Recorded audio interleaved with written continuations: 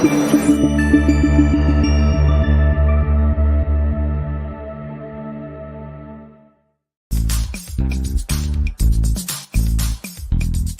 and gentlemen, welcome to Meanwhile Here on Earth. This program features in-depth conversations with the leading names in the subjects of UFOs, abductees, the paranormal, panel discussions, and the very best and brightest of the next generation of writers and researchers. Meanwhile Here on Earth, the show breaking new ground in alternative talk with your intrepid host, veteran investigative writer and researcher, Peter Robbins.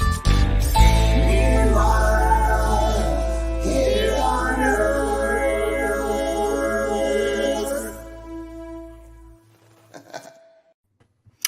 And welcome back to Meanwhile Here on Earth, here on KGRA Digital Broadcasting. And special thanks, as always, to my intrepid producer, Bill Skywatcher, to the legendary Race Hobbs for that always stirring voiceover, and to my friend and soul brother, Albert Bouchard, founding drummer of the Blue Oyster Cult. Watch or listen live to our show at no cost on KGRA Digital Broadcasting on their website, kgradb.com, or on KGRA's YouTube channel. Thereafter, programs can be viewed on KGRA as subscribers. Subscribe and gain access to their huge archive of shows on UFOs and the paranormal, and use Peter as your code, your password, and you'll receive a 30% discount. And what you will do with all that extra money, I can only guess. You also have the option of a free 3-day subscription, and the first 30 plus episodes of Meanwhile Here on Earth will remain on YouTube until the sun burns itself out. Also, you can listen audio only to this show on Spreaker.com anytime you want. Before we bring on tonight's guest, just a quick thought. Tonight marks exactly 1 year since this show has been on the air, and about 2 years since KGRA asked me if I wanted to be a broadcaster.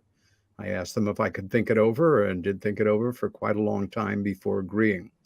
I want to thank all of our audience members who have made this so worthwhile to me and to our guests. My mandate, as I saw it, was to try to capture the audience of folks that watch and listen to shows like this for starters, but also to be a program for people who were new to the subject. And one of the ways of doing that was, besides having panel discussions, which is working really well, has been to have people on who are known in the field or upcoming, and rather than ask them about what they think about the latest cases, where we can see them next, tell us about your latest book, it's been, how did you become the person you are? And I, again, want to thank all of our guests that we've had so far.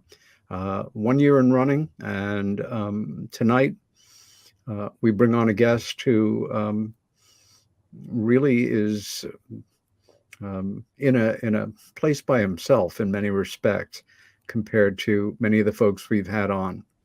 Ralph Blumenthal is a distinguished lecturer at Baruch College and the City University of New York, and summer journalism instructor at Phillips Exeter Academy in New Hampshire.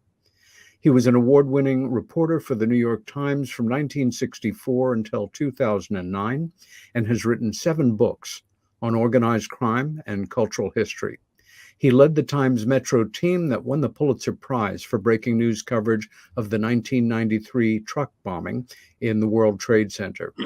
In 2001, Blumenthal was named a fellow of the John Simon Guggenheim Memorial Foundation to research the progressive career and penal reforms of Warren Lewis E. Laws, the man who made Sing Sing sing. The book on Warren Laws, Miracle at Sing Sing, was published by St. Martin's Press in 2004.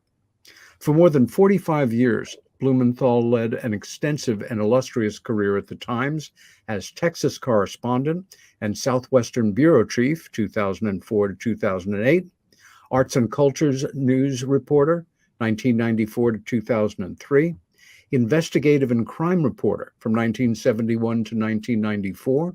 Foreign Correspondent in West Germany, South Vietnam, and Cambodia in 1968 to 1971. And Metro and Westchester Correspondent, 1964 to 68.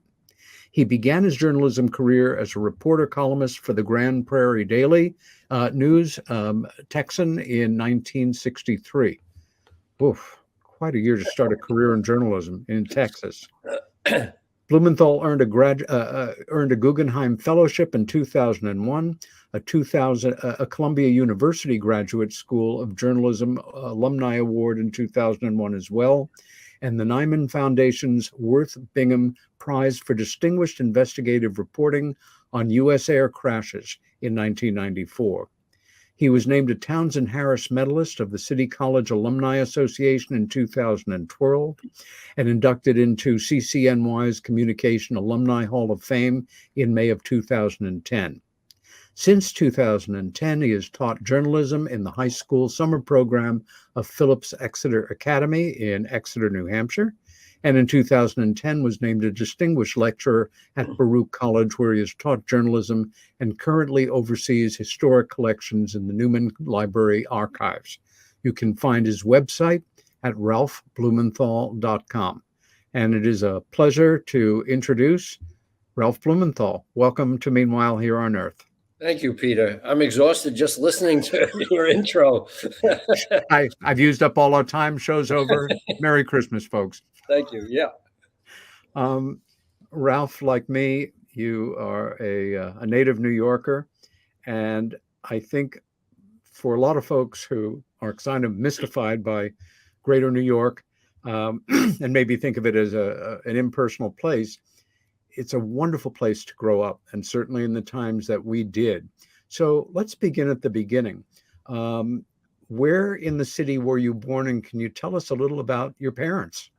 Yeah, happy to. I grew up in Inwood, which is the northernmost neck of Manhattan, where the cloisters are, the Metropolitan Museum's medieval wing. It's a place of wonderful parks when I grew up there. And still today, it's really been basically untouched, although a recent rezoning calls for a lot of new building there because the city fathers, in their ultimate wisdom, decided that this neighborhood is too nice. We have to build it up. So that's going to go through it just went through a rezoning, and there's going to be a lot of new construction, alas. But it was a lovely place to grow up. It was a mixed neighborhood, Irish, Jewish, basically. And we had the Fort Tryon Park and Inwood Park and the Hudson River ball fields, where we, played according to the season, baseball in summer, football in the fall. It was a wonderful place to grow up. And so my parents were immigrants from Germany. They came in 1929, just in time for the Great Depression. And luckily, they got out of Germany under the Weimar Republic, so it was still a time when, as Jews, they could get out.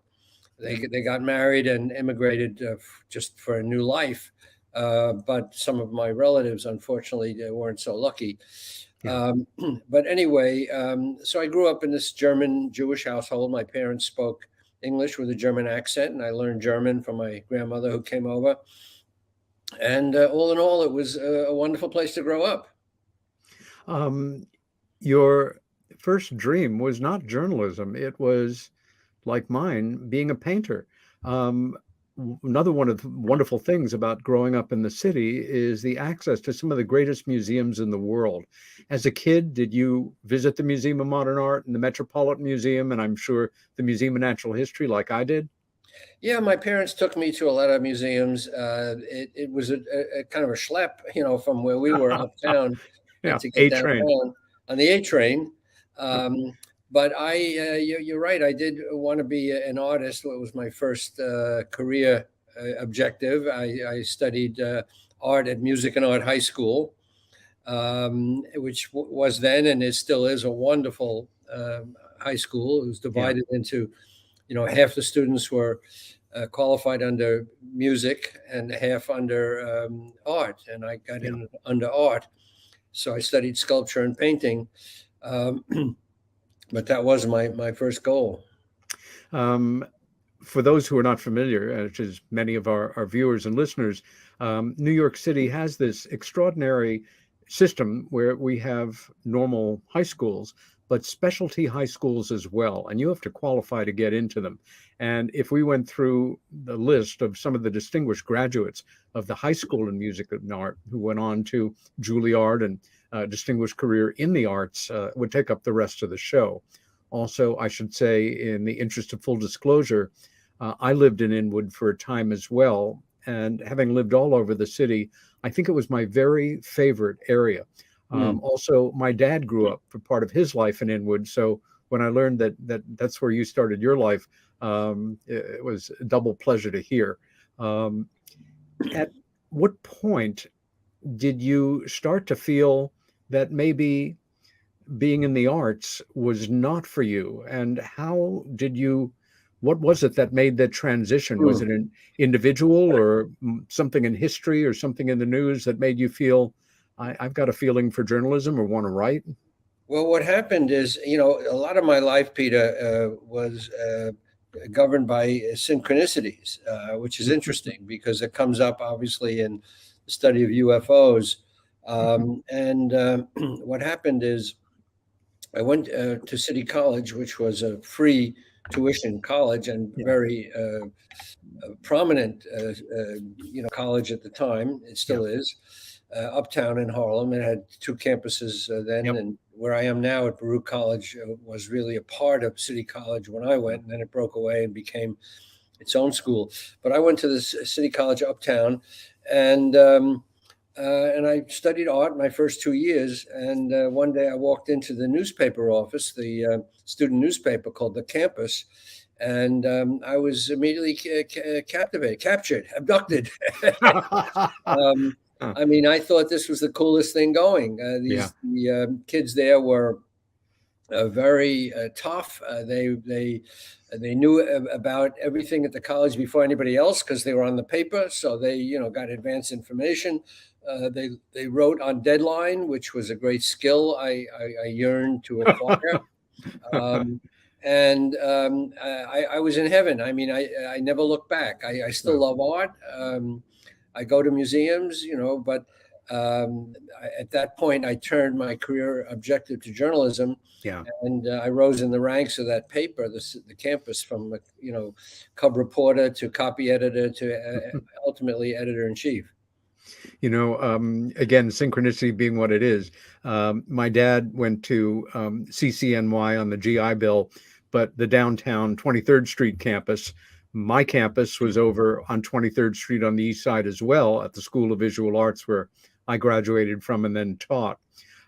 Your first job in journalism before you joined the New York Times as basically a clerk in 1964 was working for a newspaper in Texas in 1963, which gave me a chill when I read it. What a place and what a moment in history to start your life as a journalist. Where were you on November 22nd, 1963, if I may ask?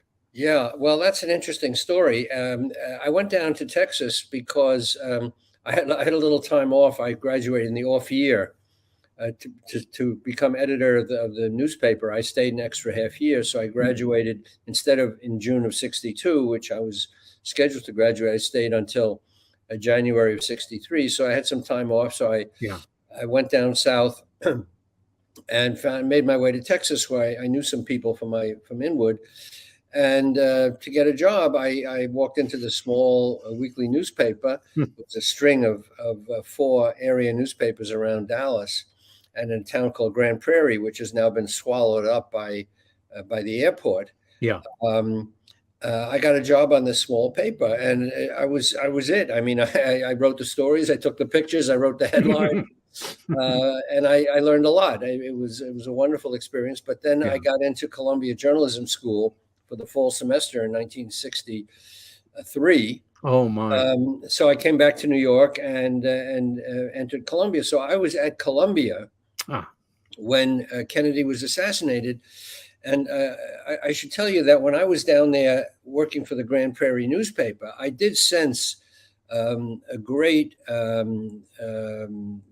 wave of hatred for the Kennedys. That was for sure. It was a very conservative place, Dallas. And, I wouldn't say that I could foresee the assassination, but it certainly was palpable, the right-wing extremism and the hatred. But I was back in New York, and I was out with Gabe Pressman. Oh my gosh. Who was a great, TV newsman. If you're from New York, he's a legend. He was a legend. He died just recently, and he was over 90. But what they did at Columbia Journalism School is they assigned students to spend time with different eminent, reporters in the field. So I was out with Gabe Pressman November 22nd, 1963, and we were out in Staten Island, where a car had fallen into the river when the first bulletins crackled over the radio. And he, being the great newsman he was, he immediately, we jumped in the car and headed to Manhattan to do on-the-street interviews, man on the street. So I watched him in action. But that was something. Wow. Making that jump from Columbia, one of the most distinguished journalism schools in America, to the august New York Times had to be kind of a dream for a young journalism graduate. I recently, in fact, just last week, finished a memoir called The Tender Bar, which I understand exactly opened this past week as a film.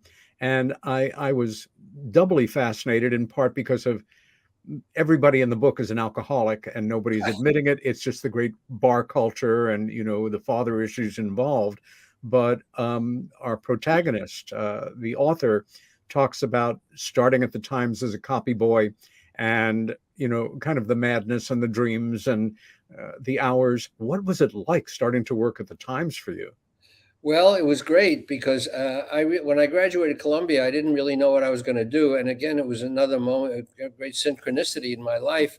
I interviewed for a number of jobs as a cub reporter on different papers, Louisville Courier and other papers, like many of my classmates who were all scrambling for jobs in 1964. But I wasn't sure what I wanted to do. So I figured I would just stay in New York till I figured it out. And a friend of mine from City College was a copy boy at the New York Times. And he said, they're hiring copy boys. And I wasn't sure I wanted to be a copy boy because that was really starting at the very bottom. You basically get coffee, for that's exactly right. Reporters. But I really had nothing else in mind. So I figured, well, I might as well go to the New York Times, which was a wonderful choice as it turned out. But so I interviewed there and I was overqualified because I had already edited my college paper and I had been, graduated from Columbia. So, I was in the top tier of young journalism wannabes.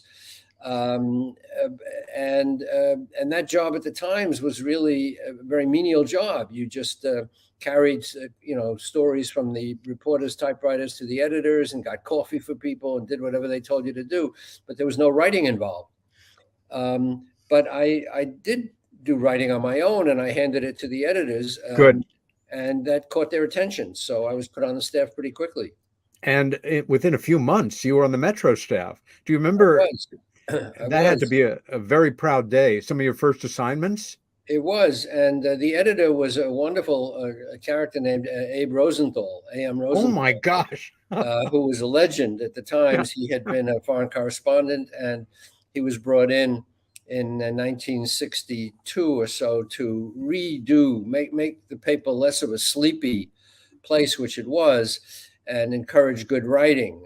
People like Gay Talese, for example, who were there then, who were allowed to sort of expand the boundaries of news writing. So Abe Rosenthal liked my writing and put me on the staff. And so that was a tremendous, step up for me. And after a couple of years of general assignment writing, I was sent up to Westchester County, to White Plains, to be a suburban correspondent, which was really almost like being a little foreign correspondent. I had much more freedom to come up with my own stories. It was a bureau, so we were not subject to the immediate call of the editors. We could dig out our own stories. So that was a great formative experience. Certain years resonate for us, especially if we live through them. 1968 is certainly one of them. For me, coming of age in the 60s and all that came with it. 1968, we saw the murders of Dr. King, of Bobby Kennedy, Altamont, and the tumult in the world, things gearing up in Vietnam. I had the draft hanging over my head at that time. But in 68, at the age of 26, you were assigned to be a foreign correspondent to the Bonn Bureau in West Germany and covered the Soviet invasion of Czechoslovakia and the rise of neo-Nazism, not to mention the West German economic miracle that was going on at that time. What the hell was that like for you being transferred to West Germany? Well, it was terrific for a young person. Becoming a foreign correspondent for the New York Times was a dream. But something funny happened. At the end of my time in Westchester as a Westchester correspondent,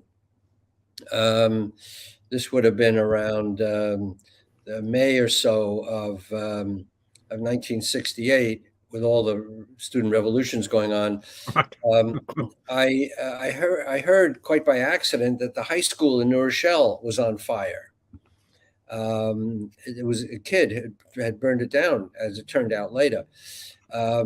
Anyway, so I rushed over to New Rochelle and took pictures. I was one of the first reporters on the scene. It was a beautiful high school, like a French chateau, and it was burning down.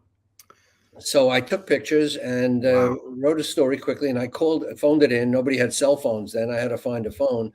I called it in, and the editor said, I told him what had happened, and I'm on the story, and I have pictures for him. And he said, "Oh, by the way, the foreign editor wants to talk to you." And I said, "What for?" And he said, "I don't know. I think he wants to send you to Germany." So, in the middle of being on deadline with the story of the high school burning down, I got all excited and I tried to reach the foreign editor, but he had left for the weekend. So I couldn't find out what he wanted. I had a very miserable and anxious weekend. And when I did reach him, the story appeared on page 1, by the way, my picture of the fire. But when I reached him the following Monday, he said, "Yeah, I'd like to send you to Germany." So that was terrific for me, and it was a great time because, as you noted, the Soviets marched into Czechoslovakia in August, and all of Europe was on edge, thinking that the Russians, may continue to sweep through Europe. That this was the beginning of World War III, and I landed in the middle of all that, and my bureau chief in Bonn said, "I got an idea for you. Why don't you fly the corridor, the planes into Berlin back and forth to see if the Russians are shooting down any planes?" I said, that doesn't sound like a great plan to me. If they shoot me down, I won't be around to write the story. He reconsidered. But anyway, it was a great chance to cover a pivotal moment in European history. And I was on the border, and I saw, facing the Russians and trying to figure out what was going on. But anyway, it was a great time to be in Germany. I have to ask you, were you still fluent from what your grandmother taught you? Were you fluent in German when you got there, or just rudimentary? Not well enough. I did go to Berlitz. The Times sent me to Berlitz to brush up on my German. Good. But I could do it quickly because I still had the feeling for German. When I was a youngster, I was in the care of my grandmother, who spoke only German. And so I grew up really sort of understanding German and speaking it. And then I forgot it. I studied it again in college, but I was not as fluent as I could have been or should have been. So when I got to Germany, it was a bit of a struggle, but it came back pretty quickly. What was it like knowing, as immigrant families that we grew up in, your family history? In my case, it was getting out of Russia. In your case, it was them getting out of Germany.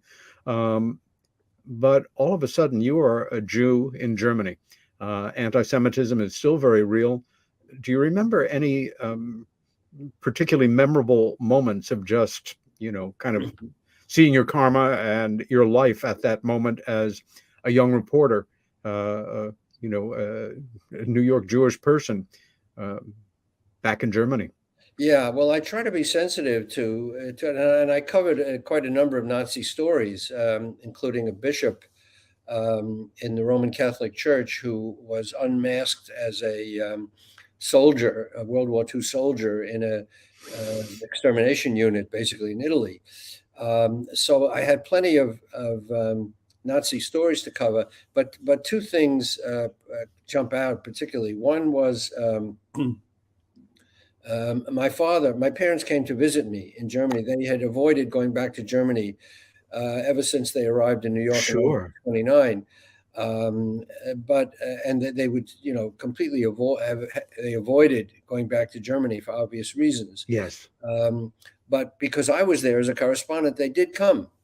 And unfortunately, I didn't ask them enough questions. Now I realize that I lost an opportunity. But at one point, we took a trip from Bonn, which was then the West German capital, to Cologne, which was nearby on the Rhine.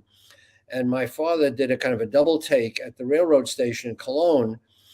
And he said, the last time I saw that railroad station, I was shipping out on a troop train in 1915. Oh, my gosh. He was a draftee in the German army, which I knew, but I didn't know any details. And he had that memory of moving out on a troop train through the Cologne station. So that was really quite a moment for me to realize I didn't know really anything of his story. To this day, I must confess I'm ashamed that I didn't ask him more about his story. But so that anecdote really stays with me. And but I must say I didn't feel. I mean, it's a new Germany, 20 years after the war, so there was still plenty of old Nazis around. But there were also many young people. There was a new generation, a new mentality. Yes. They certainly learned a terrible historic lesson. So there were many good things to write about Germany. And, no question about it. I don't think any country in modern history has done more to turn itself around from fascism and dedicate itself more to peace and how can I say, acknowledging its past. Reconciliation. Yes.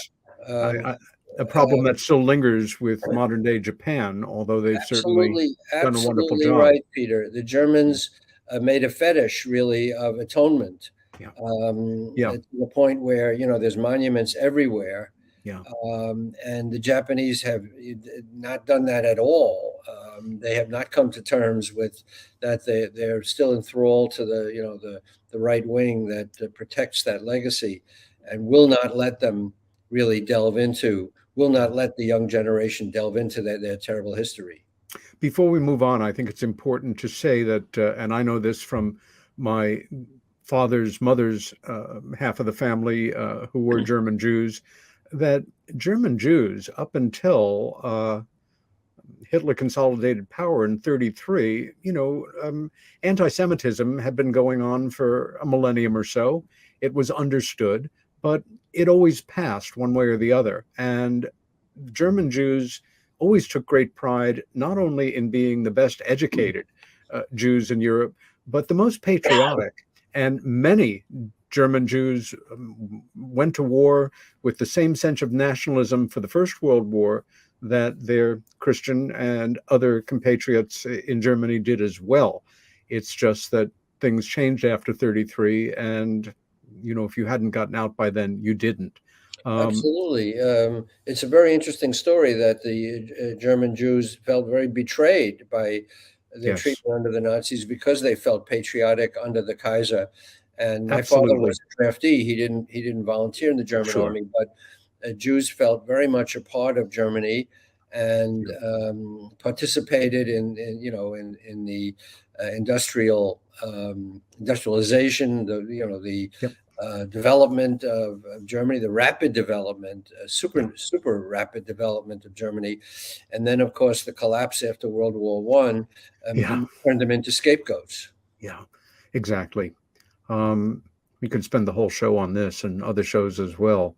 Um, the following year, though, the Times sent you to Saigon to cover the war there and the spread of fighting to Cambodia. At that point in '69, I was demonstrating in the streets. You were there where it was happening. What was that like? Well, again, a moment of synchronicity. I was very happy in Germany. I was a bachelor. I was a New York Times correspondent. I had, a wonderful megaphone.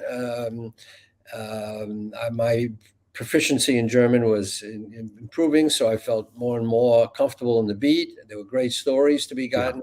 And just when I thought this was really great, they called me up and said, "We'd like to send you to Vietnam." Um, so I had kind of mixed feelings. It was a wonderful opportunity in those days to cover a war. Sure. For a young man, I was 27 or so. But I was giving up a very happy and comfortable life in Germany. But it was too good an opportunity to pass up, of course. I wouldn't turn it down, and I went. And I got to Saigon in November of '69, which was a little over a year after Tet, which was the Yeah. big, Viet Cong uprising. Everything had turned around. Yeah. Yeah, that aimed at a quick communist victory that Yeah. failed, but at a terrible cost to the South Vietnamese and the Americans, and even worse to the Viet Cong and North Vietnamese, because they suffered tremendous casualties. Absolutely. So the country was still traumatized, and it was still very much an open battle between the American or Allied forces, principally American and South Vietnamese, against the North Vietnamese and the Viet Cong. So I saw a lot of that firsthand and learned to operate. This was a time before cell phones, where communication was very difficult. We had to write our stories on typewriters and carry the copy, the typewritten stories to the Reuters office at night, breaking the curfew, where they could be teletyped to New York. So because it's like a 12-hour difference from Vietnam to New York, so we wrote the stories at night, 8, 9, 10 o'clock at night, which was 10 o'clock the earlier morning in New York. So they had plenty of time to edit the stories. So we basically worked around the clock. It was that's what it was.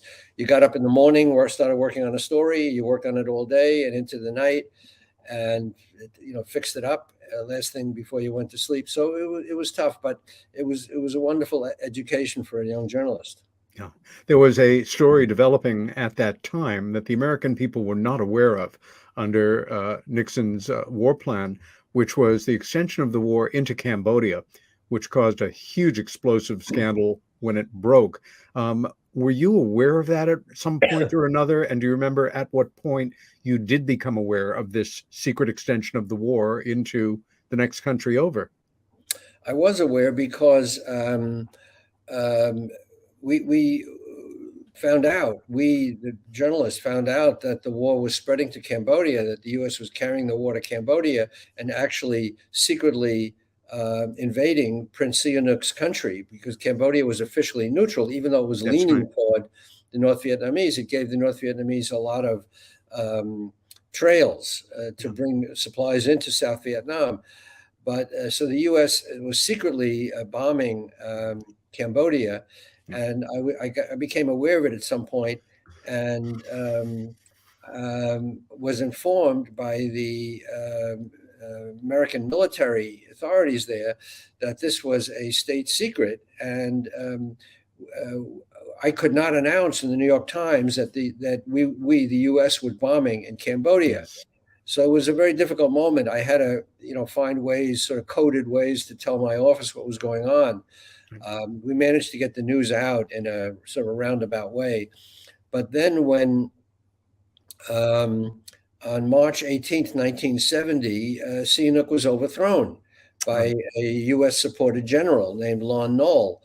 And that officially carried the war into Cambodia because now the Cambodian leaders invited the Americans in to continue the war against the North Vietnamese. So the war spread to Cambodia, and that was a tragedy for everybody concerned. It ended up with the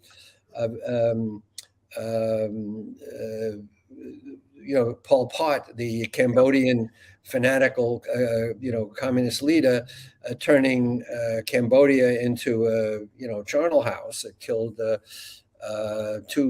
more than 2 million Cambodians, the killing fields and all that. It was a horrible disaster, but I got to cover the spread of that war to Cambodia. Incredible. And, it was really becoming kind of an eyewitness to history. It was literally within a month or so of that time that after 5 years of student deferments, I failed my draft physical. And lucky for you. I was very lucky. And at the same time, I felt like young men, going back a long time, I needed a coming of age experience that I wasn't going to get in the military. And I ended up getting a job on a Norwegian freighter and shipping out as a common deckhand and drifting east and being on the road for a year and getting my education of the world that way. In 71, being a soldier. Yes. It's funny. It reminded me of something because while I was still in college, I had to register for the draft. And at that time, people were being taken into the Army for Vietnam, but I had to register. And I tried to sign up for a National Guard unit, and there were all kinds of problems with signing up. And anyway, I didn't get taken into the National Guard. I registered, but I wasn't taken into the Army. But then when I got to Vietnam, the soldiers there said to me, "Wait a minute, you're here and you don't have to be here?" And I tried to explain to them, well, I'm a correspondent. Yeah, but you don't have to be here and you're here. They could not get over that. Yeah. Anyway, I was a lot luckier than they were, obviously, because it was just horrible what young men were they were basically all men, were being put through then. And many of them overwhelmingly Black. The ironies of history are so replete in this moment in time. I think back to right that period when I was roaming free as a bird around Tora Bora and parts of Afghanistan, exploring areas on my own in a very peaceful, tolerant kingdom before the first wave of Soviet incursion and the world changed again forever. In 1971, though, the following year, the Times brought you back to New York, where you kind of switched gears and began to cover another war, that with, well, the mob. I mean, from the frying pan to the fire, all of a sudden, and this was at a time when the Sicilian mafia held great sway in New York and in the United States. What was it like making that transition? Well, I had hoped actually after Vietnam to get another foreign assignment, but it didn't quite work out that way. I came back to New York. I was waiting for another assignment, and editors changed, and so suddenly I was a metropolitan correspondent, not a foreign correspondent. And I remember that the Times had a grizzled reporter named Charlie Grutzner who was covering the mafia then. And these stories amazed me, the level of detail he got about the secret rituals of the mafia, how wise guys were inducted holding a photo of a saint that was set on fire. And he had all this information that just wowed me. And I guess I said, gee, if I could do that, I'd love it. And actually, when I was in Westchester, as Westchester correspondent, before I went overseas, I got to do a little of that reporting because I found out that the Westchester garbage business was controlled by the mafia. the carting business, which is no big secret today, but it was kind of a revelation then. And I wrote some of the first stories about that, and the Times loved those stories. They gave the stories a lot of attention. So I got a taste of that kind of reporting. So when I came back from Vietnam, became a Metro correspondent, I started picking up the stories about the mafia and reporting on that. And I found it, a fascinating world. It grew out of my interest in law enforcement and covering the cops. And eventually I covered a little bit of the so-called Pizza Connection trial, which was the biggest federal trial ever. I remember it. Of the Sicilian mafia, which wasn't really known to be operating in America, and turned out to be operating alongside the American mafia, even more ruthlessly, and was taking over the drug business. So that's what I started covering. In going over your bio, were things, you are in the middle of one moment in world history, and then you are placed in another moment in world history, kind of to relax and take your mind off the mob investigations you were doing. You were put on a series of stories following up on Nazi war criminals who were hiding out in America, and not to mention helping to create an amendment. But for me, where my jaw dropped was you were the reporter who first got the tip that then Secretary General of the United Nations, Kurt Waldheim, had a secret Nazi past. Awkward moment. What the hell? Well, I was back in New York from Vietnam, and I was, covering all these breaking news stories and, police stories. And I got a tip that a government prosecutor named Vincent Schiano, who's now dead, he and a partner were trying to investigate Nazi war criminals who had been smuggled into America to aid America after the war, because they were anti-communist and Project Paperclip. Yeah, like Nazi scientists. So, but these guys were these prosecutors. American prosecutors were trying to get to the bottom of what was going on with these Nazi war criminals, and they were being thwarted by the CIA, who brought them in.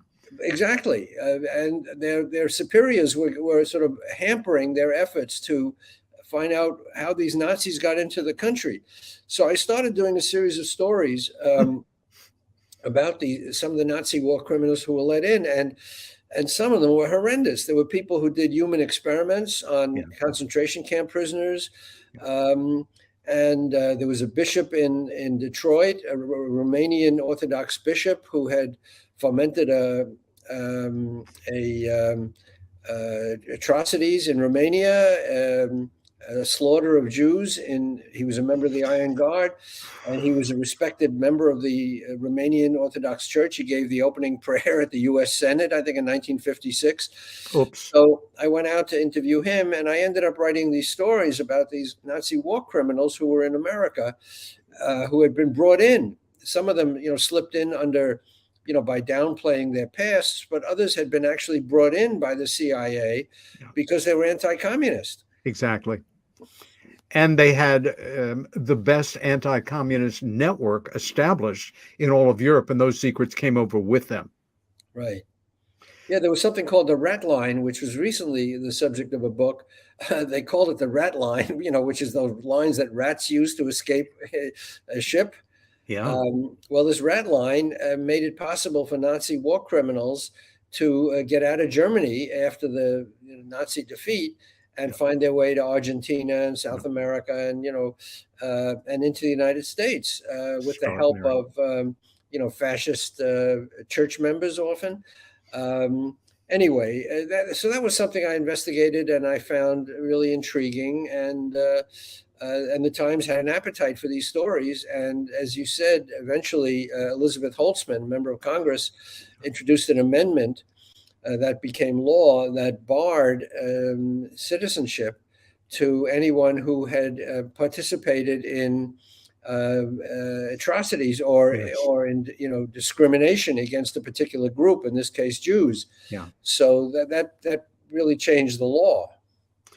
Not that we needed another thread of corruption going on at that moment in time in New York, but this was a time when the cocaine trade was really building up and amping up, coming from Florida, New York, to distribution points. And a Brooklyn representative, Fred Richmond, pled guilty and resigned.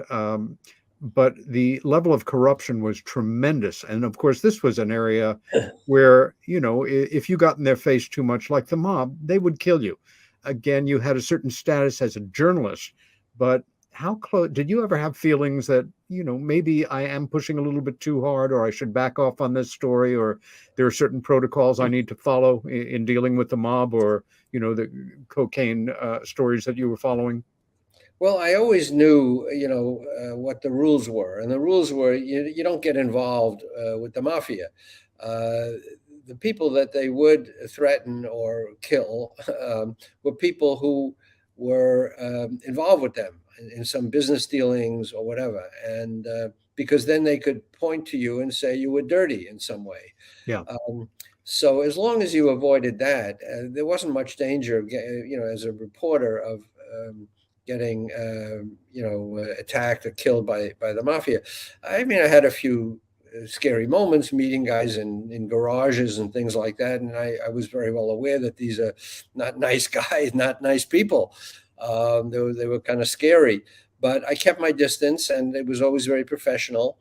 And so I was able to interview them and get information, and they left me alone. In 1984, a historic moment occurred with the nomination of Geraldine Ferraro as the first woman nominated either to be president or vice president candidate. And it was quite a moment, in feminist history and American history. But it was bollocksed because Ferraro's husband, who was a major contractor in the New York area, John Zaccaro, was caught in not fully legal dealings. And that was a case that you worked on as well that also changed a moment in history. Can you tell us a bit about that? Yeah, I was, I was doing this investigative reporting on organized crime. And when Geraldine Ferraro was named as vice presidential running mate to Walter Mondale in the 84 presidential election, we started, reporters always look into whoever's running. They were looking into, all the candidates. Of course. And so I started looking into Geraldine Ferraro and John Zaccaro, and it quickly became clear that he had a kind of a shadowy past or a shadowy present in terms of it turned out that he was one of the principals of a building in Lower Manhattan that housed the largest pornography distributor in certainly in the East, maybe in the whole country. Wow. And when we confronted him about that, he said he didn't know really who were tenants in that building. It was kind of hard to believe. And more information then came out that he and Geraldine Ferraro were involved in some peculiar dealings that she never could quite explain. And it turned out that the Democratic organization was unaware of this as well. They hadn't done their homework really, and they were avidly following our stories in the New York Times. And at first they were hostile to us, that we were sort of torpedoing, the Democratic team running. And then eventually they said, what do you got now? What do you got now? So we were able to show that that basically Zaccaro had a very strange past, and that she was not coming clean with the American people about how much she knew about that and what her own involvement was. Yeah. So, of course, they lost historically to Reagan's reelection. Yeah.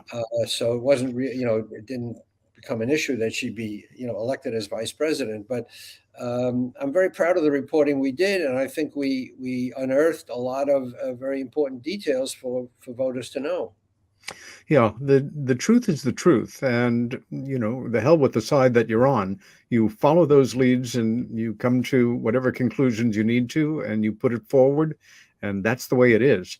In 1987, it's a story I don't know how much coverage it got outside of the greater New York area, but because it was so horrific on the surface and was not what it seemed to be, it was the case of a young Black woman who was found feces on her with a trash bag over her, and alleged that white men had done this to her. And it turned out that she had faked the event.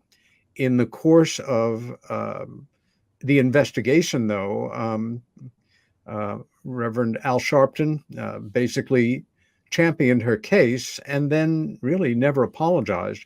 Also, as I remember, the DA or the ADA was so crushed by this that he ended up taking his own life. And that was the case of Tawana Brawley. Can you tell us about your involvement in that investigation? Yeah, in 1987, a young girl had been found in a trash bag with KKK and other epithets daubed on her in feces. And she didn't say much about what had happened, but it quickly became a fascinating case, obviously, for the tabloids. And the Times assigned me and a group of my colleagues to look into it. And it happened in Wappingers Falls, which is about an hour and a half north of New York, near Poughkeepsie. So we spent a lot of time up there interviewing everybody. And Al Sharpton and two other Black leaders championed her case. And she never said much about what happened, but they spoke for her and alleged that she'd been attacked by a group of white racists. Yeah. And so that was the dominant storyline. And Mario Cuomo was the governor, and Robert Abrams was the attorney general, both white. And they had to kind of field these allegations, which were very nebulous, that she'd been attacked. But I mean, that certainly everybody believed that she had been at that point. Yeah. So we did a series of stories in the New York Times, and it became more and more clear that it didn't add up, that there was something else going on. And as it turned out, she had made up the story to avoid explaining that she had stayed out too late one night, and she didn't want to get in trouble with her father. So she and her mother cooked up this story, actually acted it out, and my mother put her in the trash bag. And that only came out after a grand jury investigation. But it was a very divisive case, obviously. And our team at the New York Times had a Black reporter, E.R. Ship, with us. So we really were working very hard to be fair and not to make it a racial issue in our reporting. But the truth, as you said, the truth spoke louder than anything else, and the story didn't add up, and eventually it was revealed to be a hoax. And Sharpton, you're right, never did apologize to this day. He's never apologized. I believe he was sued by a white assistant district attorney who was defamed. That's right. And I believe Sharpton paid some or all of that money that he had to pay as a judgment, but never apologized for that case. Tawana Brawley is off somewhere. We lost track of her, her family. But it was a terrible case, because we know that there are many real cases of black people being attacked and exploited and terrorized. But so this threw a terrible shadow over these cases, suggesting that that they were not true, or they were hoaxes. So that's what made it difficult. But the truth is the truth, and we wrote a series of stories that won some prizes. We wrote a book about it afterwards. So I'm very proud of that reporting. In the next year, you actually wrote your first book, which was about the last days of the Sicilian mob in New York and the Pizza Connection. Did you, of course, the central figure in the mob at that time was John Gotti, the boss of bosses at that moment. Did you ever have any face-to-face situations with him? I did not, but I mean, Gotti was the American mob, and the Pizza Connection, so-called, was a Sicilian operation that was operating secretly in this country. No one really knew how entrenched it was, operating alongside the Bonanno family. But I did have occasion later on to write about Gotti because the FBI was able to bug his supposedly secure headquarters. Social club. Well, not the social club, because they couldn't get into the social club, but he had an apartment in a building over the social club that belonged to a widow of a mob soldier. And because it was a small private apartment, it was almost impossible to bug. And she never left the apartment. But once she did, the FBI snuck in and planted some bugs. And when Gotti went up there to meet with his lieutenants to plan, all their, operations, this was all captured on FBI wiretap. So that became the key to prosecuting him a few times unsuccessfully, and finally successfully. They put him away and he died in prison. But I later got the chance to do a book of those wiretapped conversations because they became public domain. And we are going to have to hold it there, Ralph, because believe it or not, we have blown through our first hour. This is Peter Robbins with my guest, Ralph Blumenthal. This is Meanwhile Here on Earth. We're back in 3 minutes. See you then.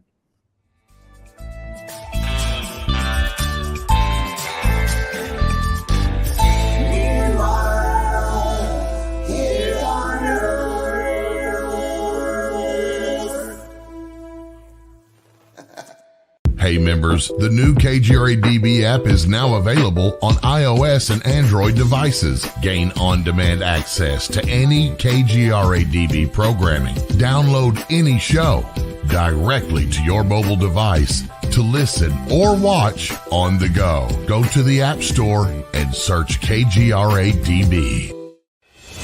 Welcome to the new KGRA digital broadcasting website, thekgradb.com. Here you'll find great new content, including the KGRA Classics, great shows from our archives. You'll be able to see the show times and information so you can see what show is currently on air. The on-air live button, so just go to this section and you'll be able to hear the show live with exceptional sound quality. We also have the Vault section. Make sure to subscribe to get access to great content and special features. We have the make content for our latest news and events, so make sure to sign up and you can be part of our forum.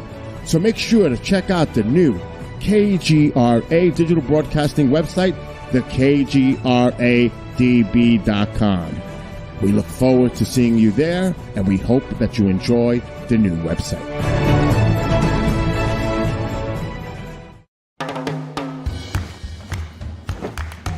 I don't want to talk about it.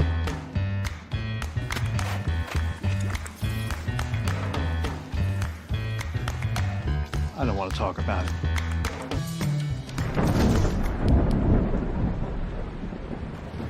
Families don't have to talk about everything, but they should talk about how to plan for an emergency. Get tips and resources to make your family's emergency plan. Discover the Observation Deck, a one-of-a-kind virtual event platform that takes video conferencing to the next level by using avatars to navigate a campus. There's so many areas and activities to choose from. There's a 1,000-seat auditorium, an expo hall, a nightclub, and even a beach. So come attend a conference, take a class, or hear a lecture on the incredible Observation Deck campus. Go to theobservationdk.com.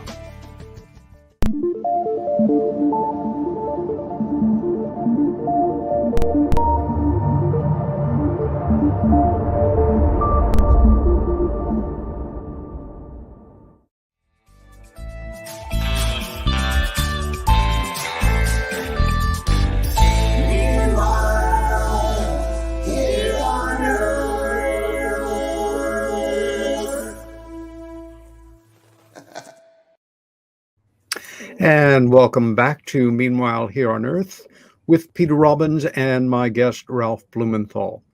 We left off with Ralph, your very first book. And before we go any further, you have written 7 books, and I'd just like folks to get a sense of them before we move on. Your first was The Last Days of the Civilians at War with the Mafia. Your second, Outrage, the story behind the Tawana Brawley hoax. Once Through the Heart, a police detective's triumphant struggle to rescue his daughter from drugs. And this had to be a rough one on you, not to mention the family involved, but a really heartfelt story. This one really caught me off guard because as a passionate amateur New York City historian myself, the Stork Club is, like the Copa, one of the true legends of New York, nightlife society. And this one, which I put this on my list of books to read, How One Man Transformed the Lives of Americans' Most Dangerous Prison, going on to the Gotti tapes, which again went into the public domain, so to say. So what a rich archive of material for you to work with. And then your most recent book, which for a lot of our viewers and listeners is the book that they know you best for. I read The Believer, I think about 2 weeks after it came out. As you know from our conversations, John Mack was a good and true friend of mine, somebody I loved very much, learned from. After he read my first book, he was impressed enough with it that he said he wanted to bring me to Harvard to speak. Harvard had very other different ideas about that, but I ended up speaking at his invitation for staff and invited members and the public at the Cambridge Hospital psychiatric wing, which was an evening I won't forget. But going back to, you could literally feel the wind of history in your face as you went from one phase of your work to another. And the opportunity to do all this with the cachet of being a New York Times reporter, I think there must be, young journalists out there who should be wearing lobster bibs because they are foaming at the mouth hearing some of this stuff. Going from, this rather sad and tawdry scandal of the Tawana Brawley case, you led the team covering the World Trade Center truck bombing in 1993. As a Manhattanite, I remember that day very much. And of course, who could have imagined what it was foreshadowing years later? But I remember 7 people died. And I remember once the public was allowed to get down into that area, as reconstruction was going on, seeing the extent of the damage and thinking, wow, this is a tremendous amount of damage. And of course, what a cupcake compared to what was going to happen. You want to take us briefly through what happened there, because it also involved Islamic terrorists. Yeah, you're absolutely right that this was a missed signal, a missed warning that could have prevented 9/11. Yes. Really. So what happened is in 1993, a group of Islamic extremists in New York were meeting, and one of the signal events that, again, was not connected to a broader conspiracy was the assassination of Meir Kahane, the extremist right-wing rabbi. Yes. And he was killed, and leader of the JDL, the Jewish Defense League. Of the Jewish Defense League, and very, anti-Arab, and a divisive figure, to be sure. Yep. But the authorities, for whatever reason, decided after that it was a lone wolf attack on him, and never connected it to what was really a circle of conspiracists who made up the core of what would become later, 8 years or so later, 9/11. It's just kind of a funny story of my involvement with that, because I was in the newsroom that day, and what happened, I should tell you, is that these extremists had hired rented a Ryder truck and filled it with a nitrogen bomb, and drove it into the garage of the World Trade Center. where it exploded and killed 7 people and wounded more than 1,000. Yeah. But all we knew that afternoon was that there'd been an explosion in the World Trade Center. And I was in the newsroom, and the editors kept assigning more and more reporters to go downtown to see what was going on. There'd been this terrible explosion. They thought it was a transformer explosion. So I had nothing to do. They didn't call on me, but I called my friend James Fox, who was the head of the FBI office in New York, who I'd known from my mafia reporting. And I was just trying to, pass the time. And he picked up the phone. I called his number. He picked up the phone, the FBI office downtown. And before I could really ask him anything about what was going on, he said, it was a bomb. And I said, it was a bomb? He said, yeah, our guys just got back from down there, and it was a bomb. So I didn't know whether the editors knew that. So I thanked him, and I ran up to the Metro editor. I said, did you know it was a bomb? And he said, no, we thought it was a transformer explosion. Oh, for God's sakes. That was really the first indication of what had really happened. So anyway, I got put on the team that did the investigation of what had happened, and we found that this was a group of terrorists who were planning, this attack for a long time, and they drove this bomb into the bowels of the World Trade Center, and they were all rounded up, by the way, because the axle of the Ryder truck was found in the ruins, and the axle had a serial number.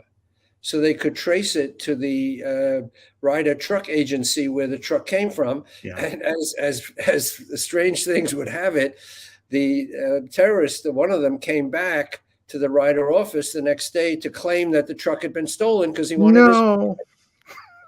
So the FBI was already in position, and they had replaced all the employees of the Ryder office, all the rental agents, with FBI agents. So when the guy came in to say he wanted his money back, they arrested him, and they quickly raided his rented room, and they got the leads to all his co-conspirators. Wow. And they rounded that group up. But what they didn't do, unfortunately, was translate all the documents that these people left behind, because they pointed to this whole conspiracy of bin Laden, which in 2001 would bring down both towers. Jesus. So it was both an amazing feat of investigative prowess, but it was also a terrible missed opportunity. I mean, more than tragic. It was horrendous. Anyway, so we wrote that story. And you received a Pulitzer Prize for that. Prize for breaking news reporting, because we were able to pull together the strands of that attack very quickly, and I was the head of that team. Another tragic story that you were assigned to that resulted in another Pulitzer Prize was a series of crashes by the airline US Air. What had gone wrong there, and what were you able to uncover and bring to public attention? Well, I worked on that story with another reporter, and we had gotten a tip that the inspections of US Air, which is now no longer in business as a result, were very sloppy. The procedures were very sloppy, and because of that, there was a series of crashes that seemed unrelated events at the time, but turned out to be, upon much more analysis, related to their sloppy procedures. So we broke that story in the New York Times, and that won a prize. It was not a Pulitzer; it was another prize. But anyway, but we're very proud of that story. The following year, they gave you a break. In 1994. You were taken out of the murder and mayhem departments and put on the cultural news desk as an arts reporter. And at the time, Sotheby's and Christie's, the two most prestigious auction houses in the United States, I think rooted in the UK, were caught up in an antitrust scandal. A number of reporters were involved, but a great deal of money was changing hands, and objects d'art were sometimes not what they represented themselves to be. Can you tell us a bit about that story? Yeah, I wanted a break. So from all those years of investigative reporting with the mafia and Nazi war criminals, I thought it would be nice to cover culture, culture as they called it. So, but you can't get too far away from investigative reporting, no matter what field you're in. So while I was in the culture news department, we found out that Christie's and Sotheby's basically had been fixing prices, colluding, and they were brought up on charges. There was a trial, and I got to cover the trial. And it really uncovered a very seamy underside to the premier auction business. And it turned out that they were fixing prices, and the head of Sotheby's went to prison, and there was a big shakeup. So, but a lot of my reporting, as a culture and arts reporter, was not investigative like that. It was really on the Metropolitan Opera, on some nice things for a change. So it was a nice interlude. In 2000 and 1999, I briefly had an opportunity to join the Metropolitan Opera Company as a supernumerary in La Boheme and Aida. Myself and Luciano Pavarotti starring in those performances. And it was one of the high points of my life as a New Yorker. I had friends that were permanent extras. And opera lovers are in a class by themselves in a place like New York City. Some of them had been doing the job for decades. And all of a sudden you're backstage. I got to take part in a performance where then just having stepped down from office, President Clinton and his daughter were in the front row, and I was a spear carrier in the Egyptian army, and knew if I moved a little bit too fast, there were 5,000 people in the audience, and they would remember me and not Pavarotti that night.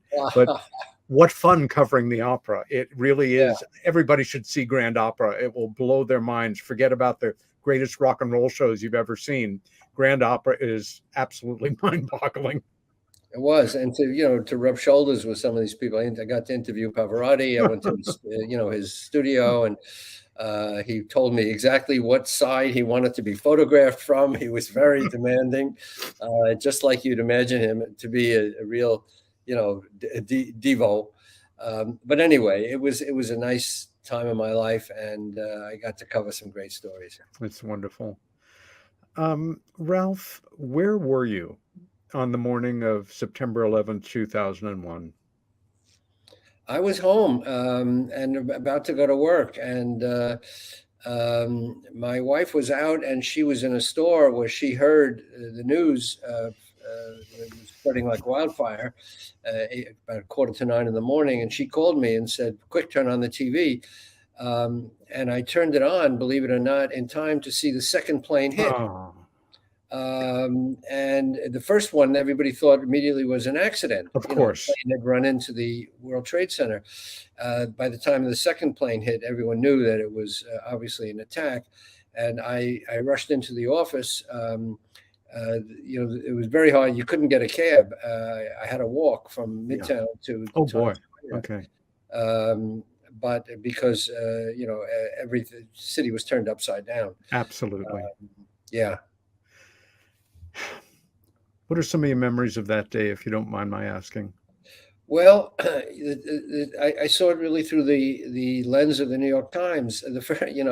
This sounds self-serving to bring up, but my first thought was to bring my experience from covering the 1993 attack to help the Times cover this attack. And I wanted to burst into the editor's office to explain that I had some experience in covering World Trade Center attacks, and here's what I thought could be done. They ignored me completely. They were so busy assigning people and running around, as you'd imagine, and so I didn't get the time of day, and I ended up not partaking of the coverage at all, which is a good lesson for young journalists, that as quickly as you can be top of the world, in the right place at the right time, you can also be sidelined. And I was sidelined. And so I did very little of that coverage after all the coverage I did in 93. How ironic. Yeah. Um, Although I should say I covered the 7th anniversary. They asked me to cover the memorial for the 7th anniversary in 2008.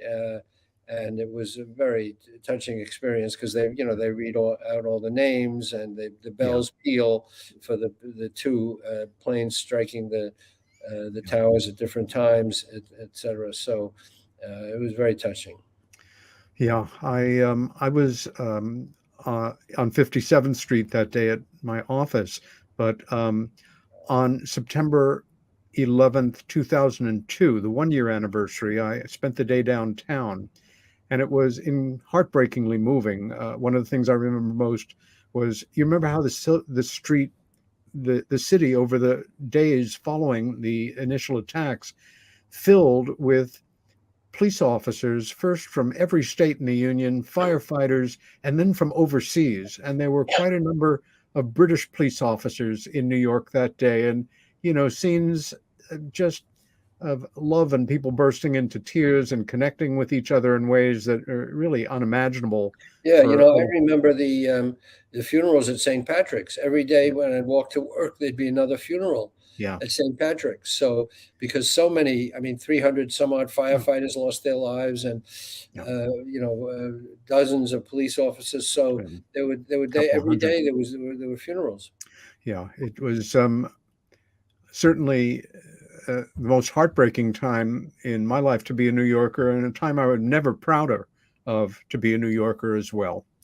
In 2003, you were sent to Texas, where you reported on death penalty cases, and also on President Bush's somewhat fudged military record and a polygamous cult.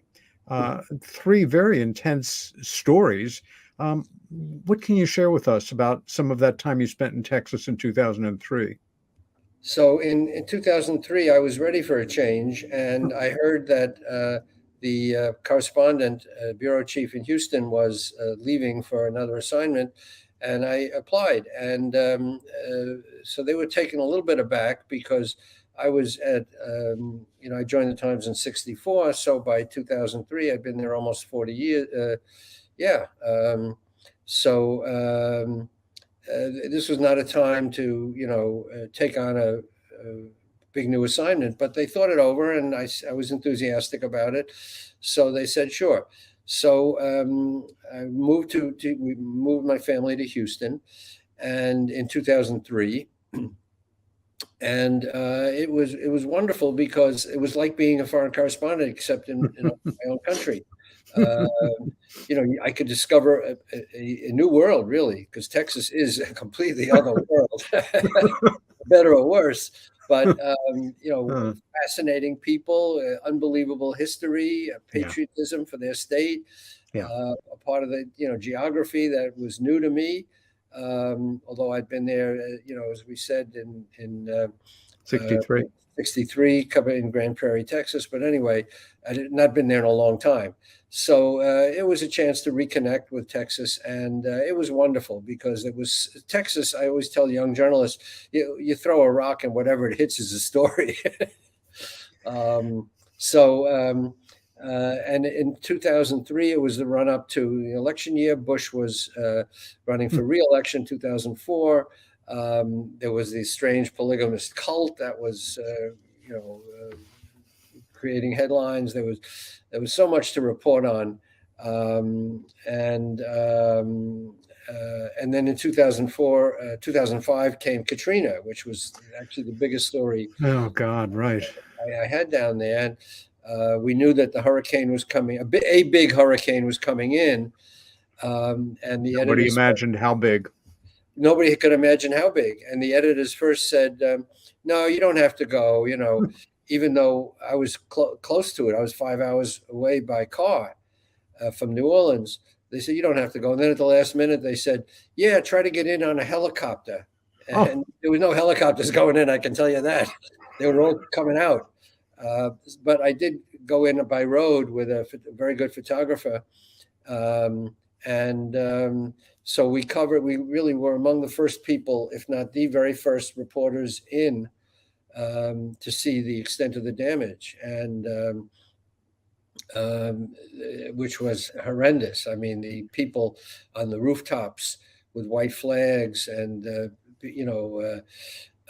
being rescued from the water was just heartbreaking. And I almost had a breakdown covering that. I mean, it was so intense. I was just about to ask you about that. Medical professionals, for example, are trained to deal with situations that involve human tragedy and physical suffering and mayhem and dismemberment to the human body that most of us would simply pass out from if we're lucky. And part of their training is a certain amount of desensitization, or you're not capable of doing the work. Over the years, you have been put in some phenomenally emotionally intense potential situations. And how does a professional journalist at your level of the game hold that off, separate that? I mean, being on the ground in Vietnam and seeing, wounded people, bodies, and again, the hurricane itself, where, as you say, it almost broke through for you. How did you deal with that? How do professionally journalists deal with that kind of stress and heartbreak? Yeah, with difficulty. I mean, I must say in Vietnam, maybe when you're younger, you're more able to cope with things because you don't know that much. Everything kind of slides off your back. When I got to New Orleans for Katrina, I was more affected really than I ever was in Vietnam. I remember one incident where the photographer and I followed a plume of smoke to see what was going on, and we got to the scene of a building on fire. And the firemen, to my amazement, were just standing around watching this store burn, huge flames. And I, stupidly, I guess, I asked the firefighter, "Why aren't you putting out the fire?" And with tears in his eyes, he said, "No water."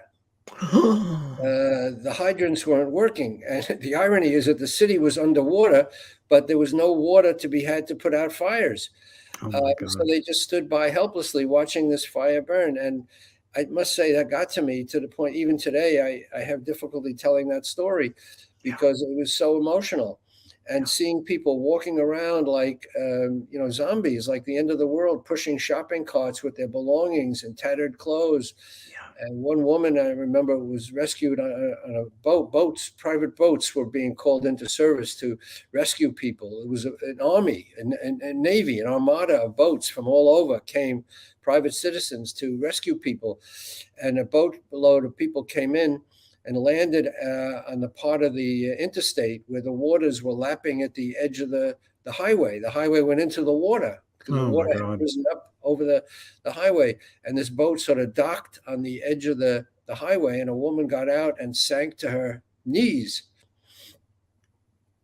in gratitude that she'd been saved. So, we saw scenes like that repeated over and over again. At one point, we were in a boat, lake, actually, looking around for what was going on, and I looked under the water, and I saw a body. It looked like a body of a child, and I called the attention of my photographer, and we looked down, and it was a statue of a cherub. We were floating over the cemetery. Oh my gosh! But it was completely underwater. The cemetery was flooded. We were over it. So anyway, there were many stories like this, and we saw people in all kinds of horrible distress. I spent a few days there, and then I got out because I was relieved by another team. Came in. Yeah. But it was probably among the worst experiences I had as a reporter. Yeah. You returned to the Metro staff in 2008 with the Times, and you wrote news features and blogged on city issues. But as a Times contributor after retiring as a staffer in 2009, you reported on the secret Pentagon unit investigating UFOs. Now, before we get into that, I just want to make a note here that this was indeed still very much a secret at the time, and that you went on to become one of a handful of journalists that I can count on one hand and have a few fingers left, whose reporting effectively not just changed the game, so to say, but transformed the legitimacy of the subject of truly anomalous UFOs, not just for the public at large, and broke the back of the historic ridicule that had informed this subject since 1947, but also made it a wide open topic worthy of respect in Congress and in the major media. Before we go to that, I want to spend a little time talking about some of your books, because once we get on to that, we're going to run with that till the end of the show. I don't know if this was the book that for you was the most emotional to investigate or the one that cut the deepest, but please tell us a bit about how you got involved in this project and a bit about the story of this young woman. Yeah. Well, as I said, this serendipity has just followed me through my career. So I had covered the Pizza Connection. I wrote the book Last Days of the Sicilians about the this landmark trial and recreating the Sicilian drug trafficking ring. Yeah. That was importing all this heroin into America, and as a result of that, I met a undercover police officer. And I wanted to know more about the role of undercover police officers, because they figured a lot in investigating the mafia. So this one officer, Pat DiGregorio, was telling me about what it was like to be undercover in the NYPD. And he happened to mention in the course of this that he'd come across his own daughter selling drugs, 16-year-old daughter. And I immediately said, wow, don't tell me, forget about all the undercover stuff. Tell me about what it was like to come across your own daughter. So he told me that he was so busy infiltrating the mafia, he wasn't paying attention to what was going on at home. And his 16-year-old daughter had become a drug user and a drug pusher. And she was selling drugs to her classmates in high school.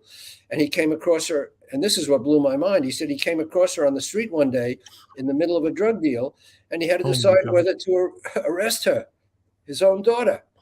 So I said, that's an amazing story. So one thing led to another. And he agreed to tell me the story. And that was the story, Once Through the Heart. And I went through drug treatment program with the daughter, watched her, followed her through. She turned out all right through a lot of terrible trauma. But that was a story that, again, really consumed me. It was very emotional. And so that's how that book came about. And unfortunately, the officer is now dead. He died. And his second wife, who was a stepmother to this girl, she died. And the girl's okay, Marianne. But it's an amazing story. Amazing. Sing Sing, going way back, is almost emblematic of the tough earlier generations of prisons. When I think of Sing Sing being a film maniac and not having a history of being in trouble with the law, I think of the great Warner Brothers films, the crime films of the 1930s, and just that sound of those two words makes me think of a giant steel door slamming shut. Who was the man who this book was about, and what did he do, Ralph, and why did you choose to tell the story? Well, again, synchronicity. I had been working on the Stork Club book, and I was looking over the notes of the proprietor of the Stork Club, a man named Sherman Billingsley, who had taken it from a speakeasy to the #1 nightclub, a fancy nightclub in New York from Prohibition through the 60s. And at one point, he talked about a fight at the Stork Club between Ernest Hemingway and the warden of Sing Sing. Whoa. And Hemingway knocked down the warden of Sing Sing.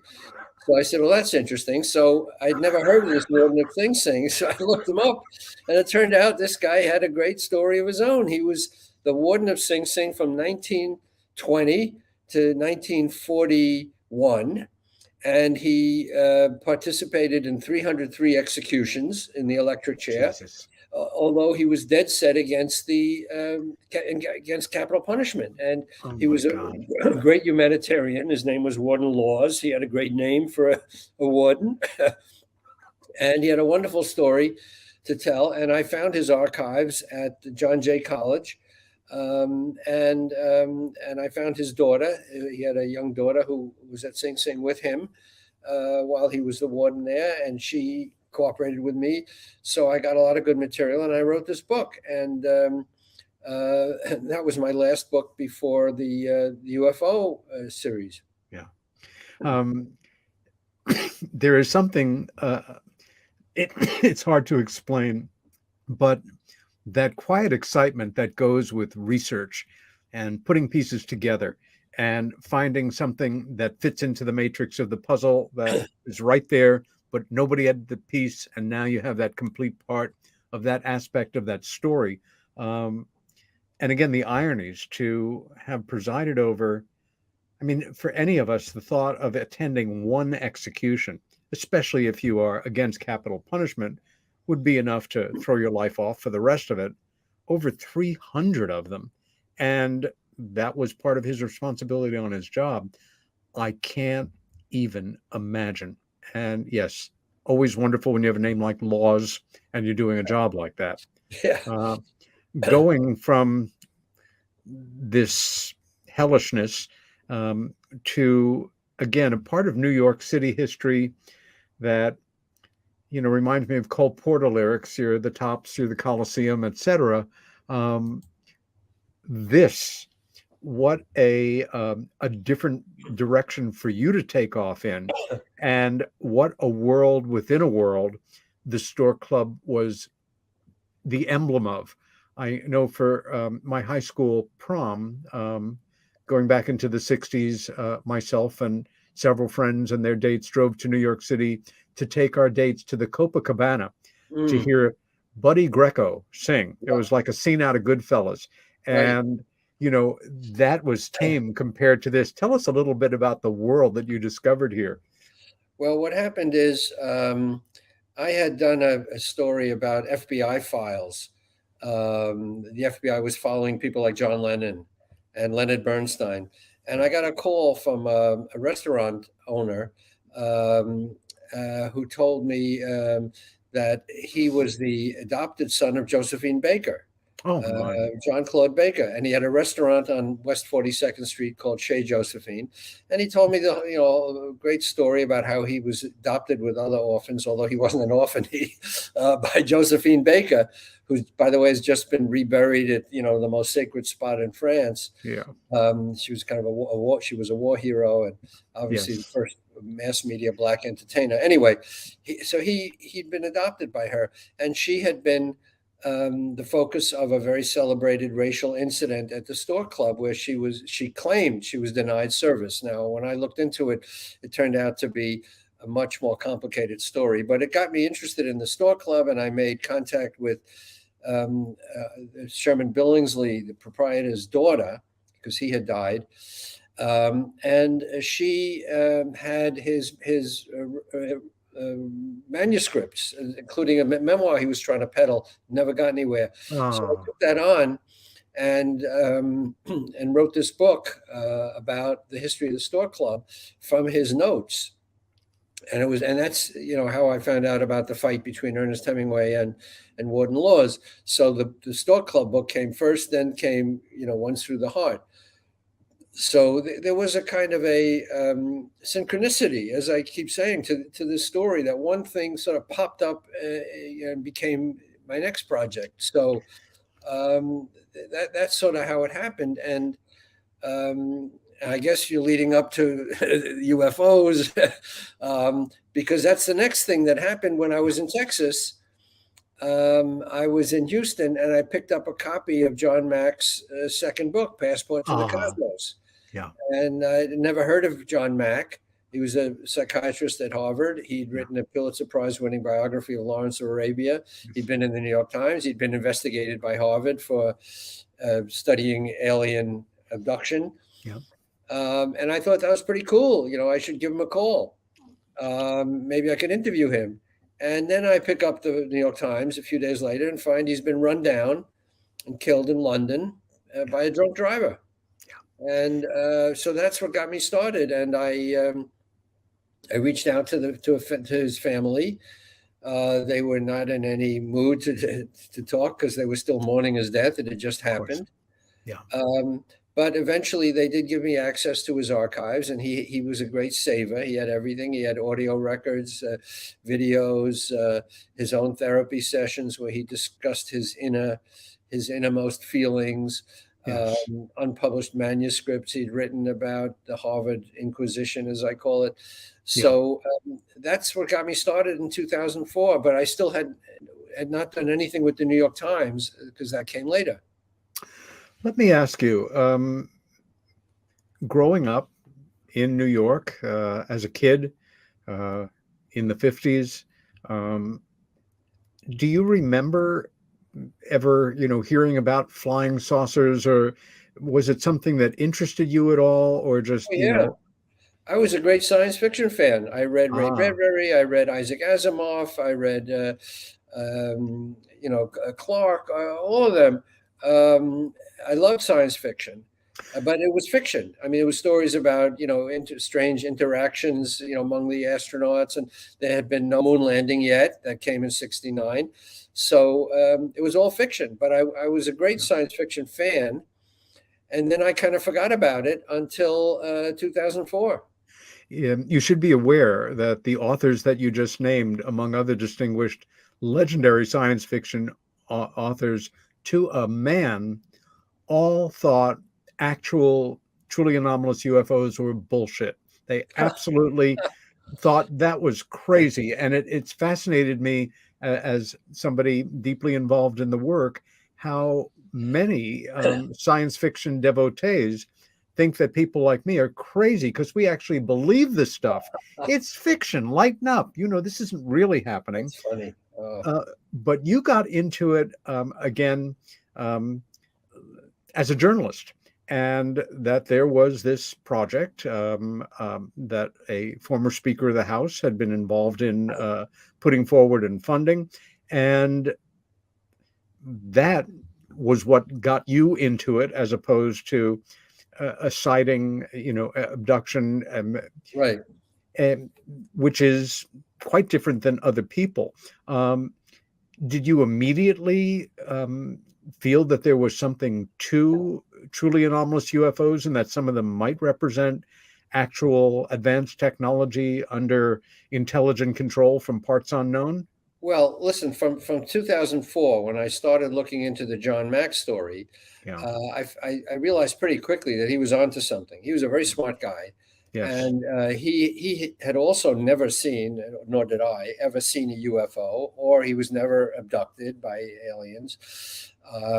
So he was just studying it as an outsider, as an investigator. But from 2004 on, I was working on the book. I worked on and off for 16 years on this book. So it so happened in 2017. So I'd been working on the book for 13 years on and off. Leslie Kane, a colleague of mine who I got to know because she was the companion of Bud Hopkins, who had introduced John Mack to the whole subject of alien abduction. So I got to know her in the course of my research, and she came to me one day and said she'd been in a meeting in Washington, D.C. with the head of this UFO office called ATIP, which we called ATIP, went by different names.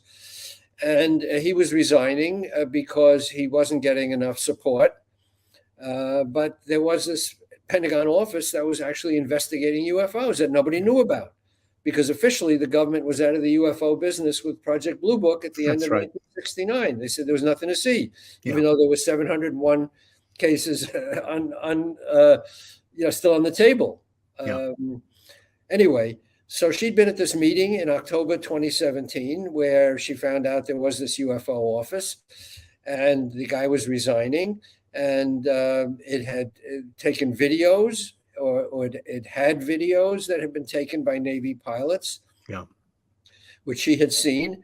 So it was all pretty exciting. So I knew people still at the Times, and took it to top editors, and they all agreed it was a good story. We had, and this is really important, Peter, that this was not anonymous sources. This was not, rumor or speculation. We had the actual people saying on the record what was going on. We interviewed Harry Reid. We hooked up with a colleague in the Washington Bureau, Helene Cooper, who covered the Pentagon. She flew out to Harry Reid, former Senate Majority Leader in Nevada, and interviewed him. And he was the one who got the money, $22 million in black Pentagon funds to investigate this back in 2007. Yeah. So we had the story backwards and forwards. We had the resignation letter, which even Jim Mattis, the defense secretary, hadn't seen yet because people were afraid to show it to him. So we had this nailed down 100%. And of course, the editors went for it. They checked it out. We checked it out. I mean, we answered a lot of questions, but the story really went into the paper very quickly. It ran almost 4 years ago to the day in December 2017 on the front page. And it with 2 and later 3 videos that the Times put up, which caused tremendous reaction. Yeah, tremendous. So that's the story. And considering that the Times history of reportage on the subject of UFOs has overall been very dismissive and cavalier and really quite insulting to witnesses, this was a huge break in the story. And I have to say, this period in your work is where your life and my life come into a grand synchronicity. Number one, I met John Mack the day that he first visited Bud Hopkins, because, as you know, I was Bud's assistant for many years, and I knew who John was in a totally different way. I had not read his psychiatric Pulitzer Prize winning biography on T.E. Lawrence, but I worked for some years in a crisis intervention hotline office in New York, and especially on all-night shifts, if we didn't have people calling, there was a small library of books that you might imagine to be in an office like that. And one of them was a very insightful book on adolescent suicide by a Dr. John Mack. And that day he came to visit Bud because he had heard there was a painter in New York City that was convinced that aliens were abducting human beings. And being a psychiatrist, he wanted to meet this crazy person. And his life changed that day tremendously. And in a way, so did mine, because John, I am so sorry you never had a chance to meet him. I know you have a real sense of him more than most people. Your biography is magnificent. And for me, as a reader, it's the first time I realized in my life that I read a major grown-up biography of somebody that I knew and loved, who I thought I knew and knew pieces of, but the pieces that you filled in were extraordinary. I also was the person who introduced Leslie Kean to Bud Hopkins. And I didn't know that. Peter, it literally it happened the day that she published her first UFO story on the French UFO report Comitas in the Boston Globe. At the time, for 5.5 years, I was running a UFO online news website called UFOcity.com, and that article was in my inbox that morning. I read it. I thought it was terrific for a mainstream paper. Leslie was a credentialed journalist. I immediately emailed her, complimented her, thanked her, and said if you would like to meet some of the better established people in this work and you come to New York, I'll be happy to make the introductions. And so I did. Wow. Yeah. Wow, that's a story I didn't know. Wow, that's fascinating. Well, Leslie, as you know, is a great leader in this field. Brilliant. Having written Yeah. a book on generals and pilots who have all over the world who have Yes. encountered this phenomenon, and so she gave it great Yeah. credibility. Yes, no And figure in journalism, in establishment journalism, has done more, as you right. know better than anybody, than Leslie Kean, to bring this subject to serious attention. And of course, she was one of your co-writers, along with Kathleen, on the December Helene 2000. There, Cooper. there you go. Helene. The three of you, I remember once asking the great B actor Kevin McCarthy, who starred in The Invasion of the Body Snatchers. I met him when he was in his early 80s, and we had a wonderful chat, asking him if at the time they had any sense of the impact that this modest budget, low paying B movie was going to have on the world of popular culture and film. And of course, he didn't.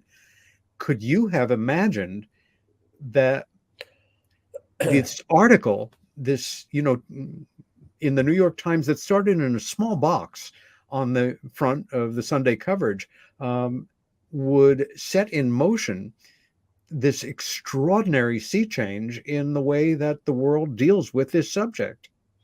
No, we really didn't. I mean, we thought it was a pretty good story from the beginning, but we had no sense of what part it would play. We hear now that it changed the paradigm or helped change the paradigm, made it safe for mainstream media to. The ridicule factor has been a big impediment to Huge. this whole field, as you know. That Harry Reid has been almost alone among legislators who've tackled this, been brave enough to tackle this subject. And other of his colleagues have been afraid because they don't want it to be used against them in a re-election race or election race that, oh, you believe in UFOs, and become a laughingstock. So Exactly. he could not and cannot to this day get much support in Congress to examine this phenomenon. Although now there's going to be this new office, thanks to Senator Gillibrand and Rubio, attached to the defense authorization bill, that will be a new formal organization to study this. So we've come a long way, but to this day, it remains a subject that causes ridicule and laughter, and officials are afraid to go public with it. Yeah, I remember in one of our conversations leading up to this broadcast telling you that after reading that article 4 years ago to the week, I remember first how impressed I was by it, and the fact that it was accompanied by a piece on the pilots and their reaction to what they had seen. And having made it my business some years ago to read every single piece of coverage the New York Times had ever done, at that time, over 240 separate articles, editorials, letters to the editor, photo captions, and knowing that the huge majority of it had been so dismissive and so built on ridicule, that I figured, well, here's one that isn't, and that's a gem, and that's wonderful, but this isn't going to be a change. It took me a year to realize that it had happened. I was waiting for that second shoe to fall and, a follow-up piece come that was going to dismiss that. Also, Harry Reid, who is a tough son of a bitch, he reminds me a little bit of Truman in terms of his, a stoic character. I love the fact that when he was younger, he was a boxer, because, you've got to have an attitude to stick to your guns, knowing that decades of ridicule have been built up around this subject, and you're going to catch it. It doesn't matter the distinguished position you've reached in public life. They say politics make strange bedfellows, but just reminding me that there with Rubio on the right taking the subject very seriously, and Gillibrand, a card-carrying progressive, and her brilliant, carefully written amendment. This is good. This is healthy. This is exciting. And even though it's moving slower than many of us would like, you really have helped, shift the tide, change the game. And I wanted to ask you if since 2017, this is not a subject where you can walk away from. It will be one that you are interested in, for the rest of your life, professionally and as a private citizen. Have you written anything and tried to get it into print and have it turned down because it was felt it was a bit too much? Yeah. um, I try to do a piece on experiencers for the style section of the New York Times. Ah, It was accepted by a number of editors and photo editors who actually came up with the idea. And at the last minute, it was turned down because it just seemed too difficult a subject for the Times to handle. And I ended up placing it in the debrief, a blog that gave it good attention and, preserved the stories of these experiencers who entrusted me with their stories. I told the stories of four ordinary people, three women and a man, with the most extraordinary experiences, very ordinary people, except for the fact that they'd encountered these alien presences in their lives, and could not explain it, as in fact we can't to this day. So that was a piece that I had tried to do for the Times. It didn't work out. I understand that. I mean, there's certain editors, the people who commissioned the piece in the first place moved on, they left, and so different people were in charge. It didn't strike them the same way. I don't blame them. It happens. And it is a terribly challenging subject. Difficult subject. So anyway, but the piece was placed. But everything else we've done for the Times has run, including the last piece we did, which was the most challenging, which was a piece about Senate committees that were briefed on presumed materials from crashed UFOs. Exactly. So, we don't know more than that. And it's very controversial. A lot of the information remains classified. And we don't know to this day whether this material actually exists, who has it, where it is, what it's been analyzed as being. All we know is that Senate staff was briefed about a number of these incidents, and we put that in the New York Times. And we think that's a breakthrough. It wasn't everything that some people wanted to see and complained that we should have said more. We didn't have it confirmed. What we could confirm, we put in the paper. But that was really the most challenging story we produced to date, and we're continuing to work on others. I can't thank you enough as a longstanding member of what I'll call the UFO research community for pushing as hard as you have, for keeping such an open mind, for your objectivity, your concern, your compassion. And this is cutting edge, this story. I'm somebody who no longer has the luxury of disbelief based not on my experience, having had that kind of experience, but having been so close to so many people for so many years, and again, working as the assistant to kind of the founder of the School of Serious Scientific Investigation into the UFO abduction experience, which is as real as the chairs that we're sitting on. Ralph, is there anything that you'd like to share with our audience before we go to closing credits, basically, because we're coming into our last 2 minutes here? Well, I really appreciate the chance to, talk to as informed a person as yourself, Peter, because you are a participant. The fact that you were there with Bud, let me just correct the record a little bit, because I know John's story about what happened with Bud. He'd been out at Esalen learning about holotropic breathing, which transformed consciousness, elevated him to a new level of consciousness, and he had all these strange experiences going back to his childhood. His mother died when he was eight and a half months old, so he was always missing her. So he sort of felt himself going back to a previous life, perhaps, or the womb. And in the course of these meetings at Esalen, he ran into a woman, a fellow psychiatrist, who told him about Bud Hopkins and said, "Would you like to meet this guy who's investigating alien abduction?" And John said, "No way." He's crazy. He's crazy. He's got to be crazy. And the people who are coming to him with these stories are got to be crazy. So meanwhile, he finds himself in New York. He's visiting Robert Lifton, a very eminent colleague of his from Harvard. And it occurs to him that he's not far away from Bud Hopkins. So he decides he's going to give Bud Hopkins a call after all. So it's another strange synchronicity. And then you know the rest of the story because you were there. John goes to see Bud Hopkins, and Bud hands him these letters and said, look, these are letters from people who've had these experiences. You're the psychiatrist. You can decide if these people are crazy. So John And wrote these letters. believe it or not, I have to hold you there. Ralp Blumenthal, this has been one of the best nights for me of doing this whole show. I can't thank you enough for myself and for our viewers and listeners. We'll be in touch. And I want people to remember that your website is ralphblumenthal.com.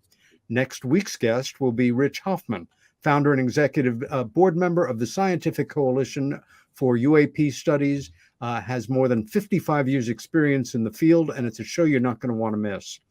If you've enjoyed this show, please tell your friends. Stay well. Stand up for what you believe in. Be especially kind to each other this week, and Merry Christmas to you all.